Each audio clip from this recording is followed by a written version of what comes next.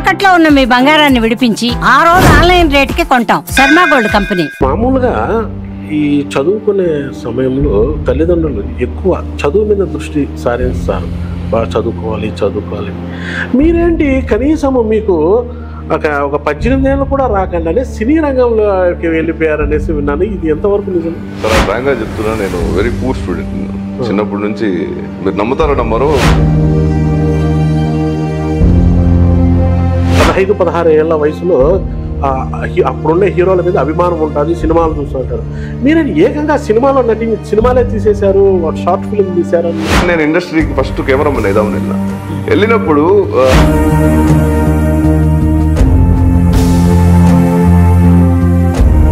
అక్కడ మీరు ఏదన్నా మంచి డైలాగ్ కానీ మంచి హావభావం చెప్పిన డైలాగ్ ఏమైనా గుర్తుందా అండి?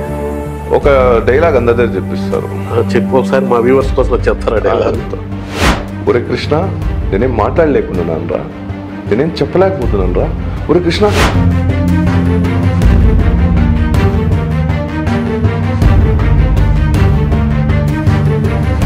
ఓకే, ఇన్స్టిట్యూట్ అయిపోయింది. మళ్ళీ తర్వాత సినిమా అవకాశాలు ఎట్లా వచ్చాయి? ఏ సినిమాలో నటించారు? సార్ నేను ఫస్ట్ 3 నెలల తర్వాత చిన్నగా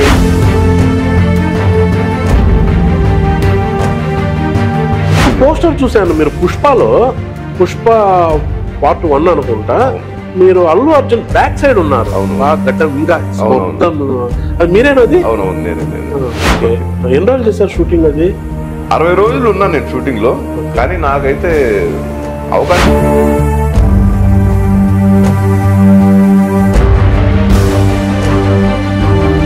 ఒకటి, చింటూ గారు ఫ్రాంక్ గా చెప్పండి, సినిమా రంగంలో రాణించాలంటే డబ్బు ఉండాలన్నా, అదృష్టం ఉండాలన్నా, బ్యాక్గ్రౌండ్ ఉండాలన్నా? స్ట్రైట్ గా చెప్పండి. సార్ ఇవి 3 కాదు సార్. ఇప్పుడు రిషబ్ శెట్టి ఉన్నాడు. అవును.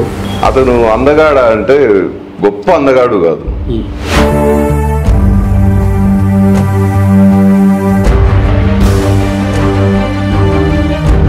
ఒకసారి మీరు నటించిన సినిమాలు ఏమైనా మీకు గుర్తున్నాయా? ఒకసారి చెప్తారా ఏ సినిమాలు నటించారు? శివప్రలయం అని చేశాను, అది ఆగిపోయింది 2 సినిమా. అది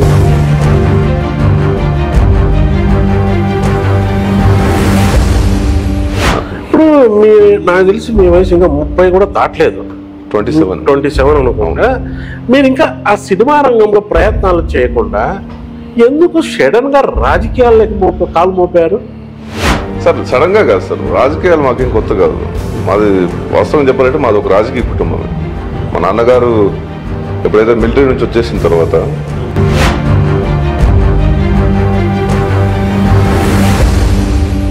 మీరు రాజకీయాల్లోకి అడుగు పెట్టారు. తెలుగుదేశం పార్టీనే ఎందుకు ఎన్నుకున్నారు? ఆ పార్టీలో చేరాలని ఎందుకు నిర్ణయించుకున్నారు? దీనికి ఏమైనా కారణాలు ఉన్నాయో చెప్పండి. మా నాన్న బేసిక్ గా నేను చెప్పినట్టు ఇందాక కాంగ్రెస్ పార్టీ. మా నాన్న కాంగ్రెస్ పార్టీలో సర్పంచ్ గా కంటెస్ట్ చేస్తుంటే నేను పైన ఇంటి పెట్టి తెలుగుదేశం జెండా కట్టేవాడు. నేను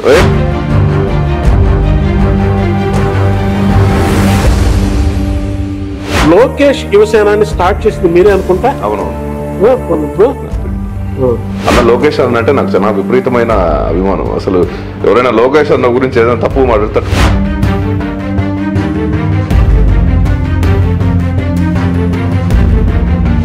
టౌన్ లో ఒక ప్రచారం ఉంది చింటూ గారు, ఏదో చంద్రబాబు నాయుడు పుట్టినరోజుకు, లోకేష్ గారు పుట్టినరోజుకు కేకులు కట్ చేయడం మినహా చింటూ ఏం రాజకీయాల్లో, ఏం ప్రత్యక్ష రాజకీయాల్లో పాల్గొనేది ఏమీ లేదు, ఆయన ముద్ర ఏమీ లేదు అన్న ఒక ప్రచారం ఉంది. ఇందులో వాస్తవం ఎంత? సార్ వాస్తవం చెప్పారంటే చంద్రబాబు నాయుడు గారు అక్రమంగా అరెస్ట్ చేస్తే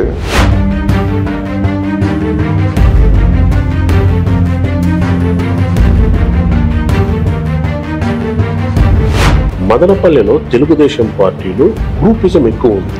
నాకు తెలిసి దాదాపు 5-6 గ్రూపులు ఉన్నాయి. అంటే పార్టీ కార్యక్రమాలు కూడా ఎవరికి వారే చేస్తా ఉన్నారు.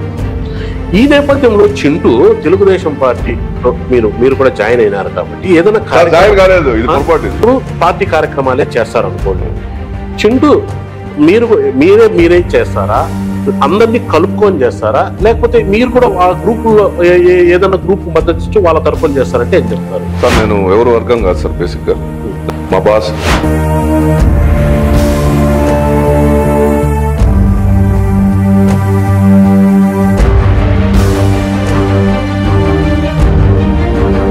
అధికారంలో మీ పార్టీ ఉంది, ఇక్కడ కూడా మీ నాయకులే ఉన్నారు అధికార పార్టీ. అయితే అందరినీ నాయకుల్ని కలుపుకొని పోవడంలో కొంత వైఫల్యం చెందటంతో కొంత అసంతృప్తి ఉంటుంది కార్యకర్తల్లోనూ నాయకుల్లోనూ. ఈ కారణంగానే విభేదాలు ఉన్నాయి అన్న ప్రచారం ఉంది. ఇందులో వాస్తవం ఉందా లేదా మీరు చెప్పండి. నేను మొన్న ఎమ్మెల్యే గారిని రోడ్లో మన బెంగళూరు బస్ స్టాండ్లో ఆ కాలువ పనులు చేస్తుంటే ఉదయాన్నే మేము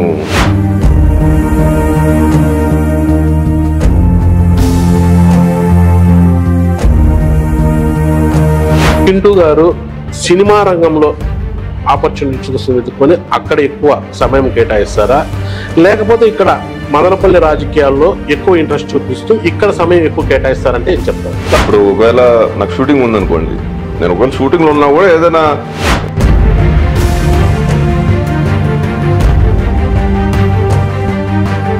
గత పాలనకు ప్రస్తుత కూటమి పాలనకు తేడా ఏంటి అంటే ఏం చెప్తారు?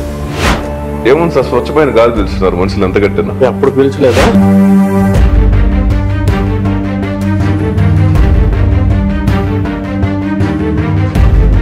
ఓకే, ఫైనల్ గా చెప్పండి చింటూ గారు ఎయిమ్ ఏంటి?